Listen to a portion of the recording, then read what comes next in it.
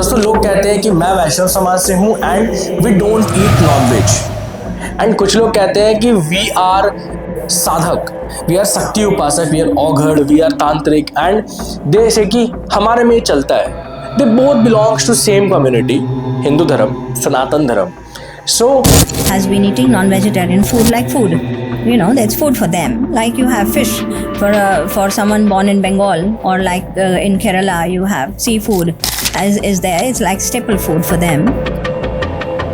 ये जो बैरियर है, ये जो बीच में एक लाइन है कि एक कहता है कि हमारे शक्ति पूजा या शक्ति उपासनाओं में नॉनवेज जरूरी है, एंड दूसरा कहता है हम वैष्णव हैं, हम ये सारी चीजें नहीं खाते हैं। But when I was vlogging in Kolkata, वहाँ पे I understood, I felt something in Kalighat, and that day I realized that Krishna और काली, इन दोनों की जो एनर्जीज है ना वो बिल्कुल सिमिलर है। Tell us more about it. कई लोगों का कहना है कि कहीं ना कहीं काली और कृष्णा की एनर्जी सिमिलर सी महसूस होती है, बट कहाँ है वो समानता और कहाँ है वो अंतर? कृष्णा और काली एक ही है। Yes guys, even at that day when I was vlogging, I realized the same कि ये जो हम वेज एंड नॉन वेज को दो अलग नज़र से देखते हैं ना, ये इतनी भी बड़ी डिफरेंस नहीं है। ना तो सारे बुरे काम नॉन वेजिटेरियंस करते हैं और ना सारे अच्छे काम वेजिटेरियंस कर रहे हैं। It's just a food. 6:50 में आने का था वंदे भारत, और वंदे भारत जैसा ट्रेन जो है वो लेट हो गया है। So guys, before we go ahead in this video, I just want to let you know कि इस वीडियो में भी हम आपको प्रीवियस वीडियो की तरह बनारस की जिस तरीके से मैंने आपको आइटिनरी में हेल्प किया था, एंड बनारस को घूमने के साथ साथ बनारस के अंदर आपके पैसे कैसे सेव हो एंड कैसे आपका टाइम भी बचे एंड आप किस तरीके से अच्छे अच्छे चीज़ें एक्सपीरियंस कर सकते हो, मैंने बताया। उसी तरीके से इस वीडियो में भी हम लोग कालीघाट जाने वाले हैं, एंड कालीघाट जाने के साथ साथ मैं आपको दक्षिणेश्वर टेम्पल के बारे में भी बताऊंगा, प्लस दक्षिणेश्वर कैसे जाना है, एंड कोलकाता का अगर आप ट्रिप प्लान कर रहे हो तो ये वीडियो आपको पूरे एंड तक देखना चाहिए, बिकॉज ये वीडियो बहुत ज़्यादा आपके लिए हेल्पफुल है। इस वीडियो में हम बात करने वाले हैं कैसे आप कोलकाता पहुंच सकते हो, कौन कौन सी मोड ऑफ ट्रांसपोर्ट यूज़ करोगे, कौन सी ऐसी एप्लीकेशन है जो कि बहुत ज़्यादा इंपॉर्टेंट है अगर आप कोलकाता में ट्रैवल कर रहे हो मेट्रो से। थर्ड थिंग, आपको अगर टाइम सेव करना है तो क्या करना चाहिए, एंड अगर आपको पैसे सेव करना है तो क्या करना चाहिए। इस वीडियो में आपको मैं कंप्लीट डिटेल देने वाला हूँ, तो वीडियो को ना पूरे एंड तक देखना। चलो से हावड़ा जंक्शन वंदे भारत एक्सप्रेस जल्द प्लेटफॉर्म पर आ चुकी है। धन्यवाद। दोस्तों, अगर आप जमशेदपुर से कोलकाता के लिए निकल रहे हो तो train is the best option, और अगर आप अन्य स्टेट्स में रहते हो और अगर आपको दक्षिणेश्वर और कालीघाट टेम्पल घूमने के लिए जाना है तो आप फ्लाइट भी ले सकते हो। कोलकाता का जो मेन एयरपोर्ट है उसका नाम है Netaji Subhash Chandra Bose international airport CCU। इसका लोकल नाम कोलकाता एयरपोर्ट या दमदम एयरपोर्ट भी लोग कहते हैं। दोस्तों, जैसा कि मैंने वंदे भारत का टिकट किया था क्योंकि मुझे देखना था कि वंदे भारत कैसा है, तो आज मैं तुम्हें बताने वाला हूँ कि वंदे भारत एक्सप्रेस के बारे में जब इस ट्रेन का प्रचार हुआ था तब लोगों ने इसे बहुत हाई एंड और लग्जरी ट्रेन के रूप में देखा था, लेकिन असली अनुभव में मैं अगर बताऊँ तो मुझे उतना फ़र्क महसूस नहीं हुआ। ट्रेन की साफ़ सफाई और सुविधाएँ अच्छी है, पर टाइमिंग और पहुँचने का अंतर सामान्य ट्रेन से ज़्यादा नहीं है। 150 रुपये का टिकट आता है, 150 रुपीज़ टिकट आता है स्टील का, जिसके 4 आवर्स लगते हैं टाटा नगर टू कोलकाता पहुंचने में। वंदे भारत का टिकट 800 रुपये लेकर भी सेम समय पे हमें कोलकाता ड्रॉप करता है। अब बात करते हैं खाने की, तो टिकट की कीमत लगभग 800 रुपये है, जहाँ पे 200 रुपये का भी अगर हम उसमें खाना इंक्लूड करते हैं तो अच्छा खासा एक मील बन सकता है, वेज या नॉन वेज। लेकिन खाने की क्वालिटी उम्मीद पर खरी नहीं उतरती है। अक्सर पैकेट में बंद खाने की चीज़ें मिलती है जो कि सिर्फ 50 से 60 रुपये का वैल्यू के बराबर ही होता है। रामदाना का चिक्की, बादाम पट्टी, महाराष्ट्र में इसको चिक्की बोलते हैं, बट यहाँ पे हमारे यहाँ पे मतलब बादाम पट्टी कहते हैं। बट पहले वाले का टेस्ट उतना अच्छा नहीं था, ऑनेस्ट। ना ज़्यादा टेस्टी होती है ना उतना कुछ प्रोटीन वाला खाना होता है। Just a simple packet rappers आपको वेफर्स दे देते हैं। अगर हम तुलना करें तो सामान्य ट्रेनों में भी कम बजट में अच्छा खाना मिल जाता है। तो कुल मिलाकर मेरे अनुसार वंदे भारत एक्सप्रेस को मैं 2 स्टार देता हूँ। अगर आपको साफ सफाई और थोड़ी लग्जरी चाहिए तो वंदे भारत ठीक है, लेकिन अगर बजट फ्रेंडली और समय की बात करें तो सामान्य ट्रेन एकदम परफेक्ट है।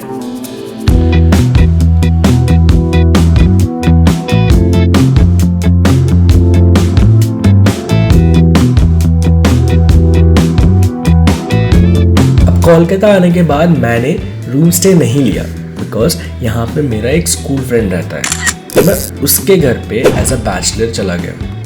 अगर आप रूम स्टे लेना चाहते हैं तो आप ऑनलाइन देख सकते हैं। कोलकाता में कम से कम प्राइस में काफ़ी अच्छे और लग्जरी आपको रूम स्टे मिल जाएंगी।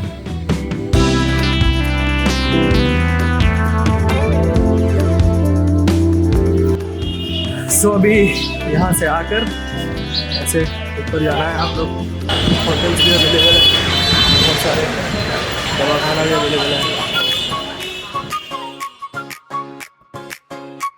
The first and most important thing after reaching Kolkata, आप अपने मोबाइल एप्लीकेशन में प्ले स्टोर से अमर कोलकाता मेट्रो करके पर्पल कलर का लोगो होगा उसे डाउनलोड करो, बिकॉज आगे इस एप्लीकेशन से आपको बहुत हेल्प मिलने वाली है। Now there is a catch, ये जो एप्लीकेशन मैं आपको बता रहा हूँ ना, this will help you to save your money not time. Because एक साइड के कोलकाता से अगर आप बैठते हो एंड आप अगर एक तरफ जा रहे हो तो it will take something around 50 to 45 minutes of time frame, ठीक है। और आपको 2-3 मेट्रो चेंज करने पड़ सकते हैं। अगर आप दक्षिणेश्वर जा रहे हो तो आपको यहाँ पे नीचे जाना पड़ता है, अगर आप कालीघाट जा रहे हो तो आपको ऊपर जाना पड़ता है। So it takes a lot of time, ठीक है। And if you really want to save your time मेरी तरह, then you can use Ola and Uber, that is more convenient as well. आपको अपने घर से मेट्रो स्टेशन तक नहीं जाना पड़ता है, मेट्रो के टाइम पे वेट नहीं करना पड़ता है। मतलब समझ रहे हो ना, मेरे कहने का क्रोनोलॉजी ये है, आप क्रोनोलॉजी समझ लीजिए।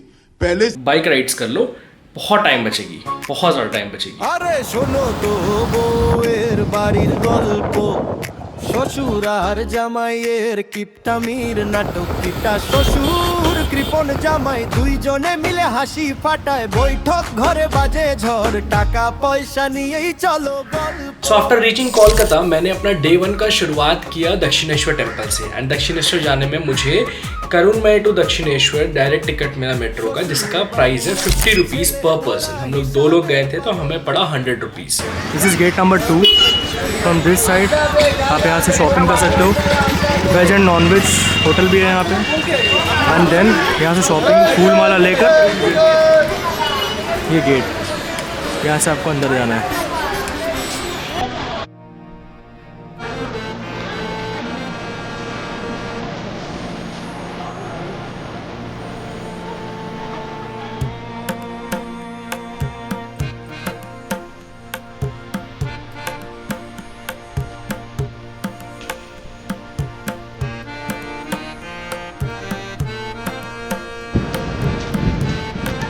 As many faiths, so many paths. Ramakrishna.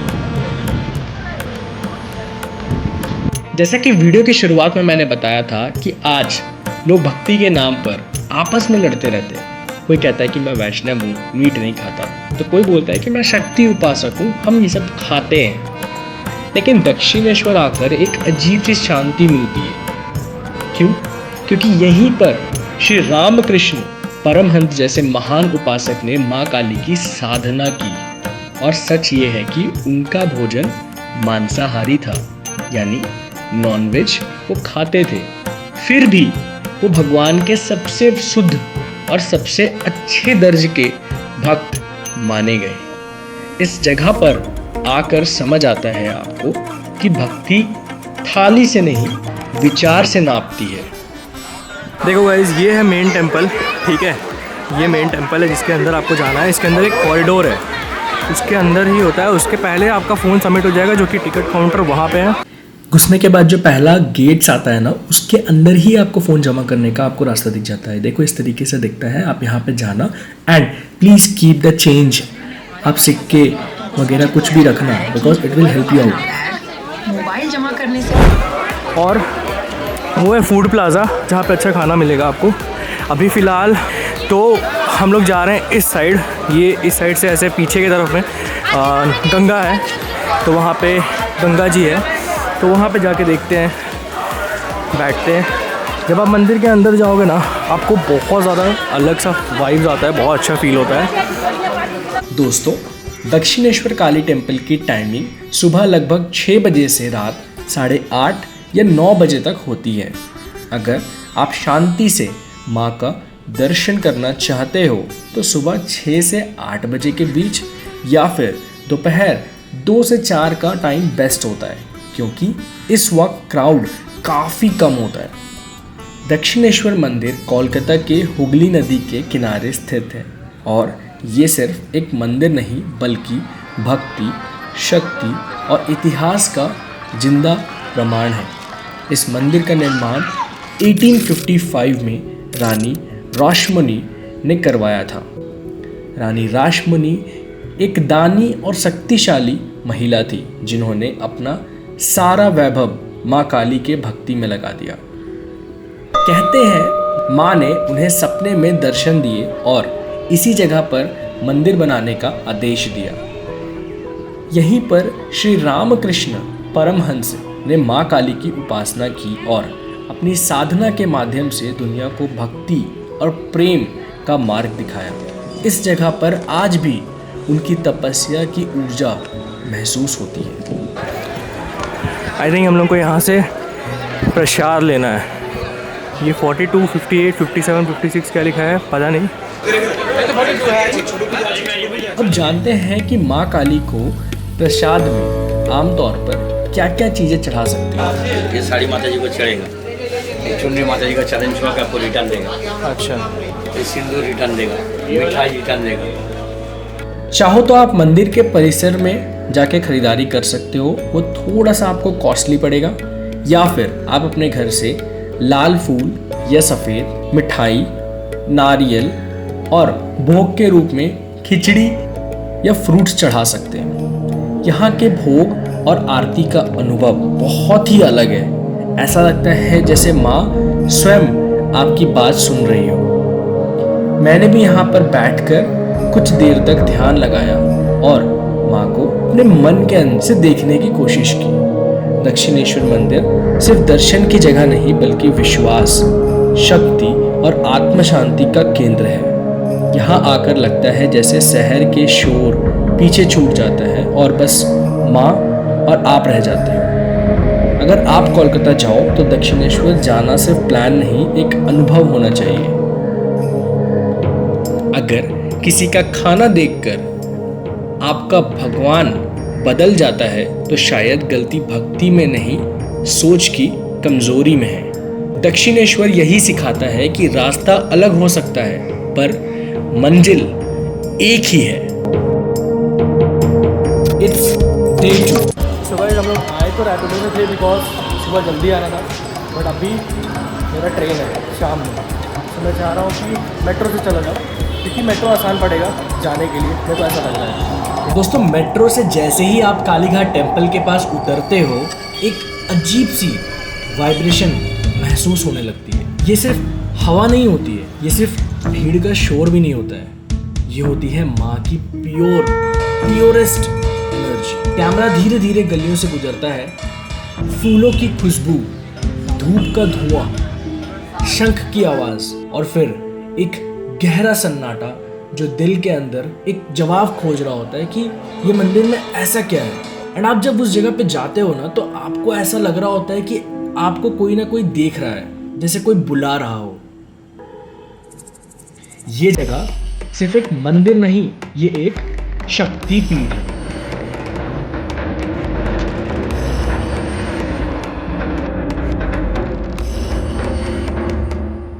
कहते हैं यहाँ माँ का अंग गिरा था, उनके पैरों की उंगलियां गिरी थी। ओम नमः शिवाय। और तब से यह भूमि सिर्फ मिट्टी नहीं, शक्ति का केंद्र बन गया है। एंड जैसा कि हमने अपने वीडियो के शुरुआत में बलि और वेज दोनों को कंपेयर किया था एंड उसका आंसर ढूंढ रहे थे।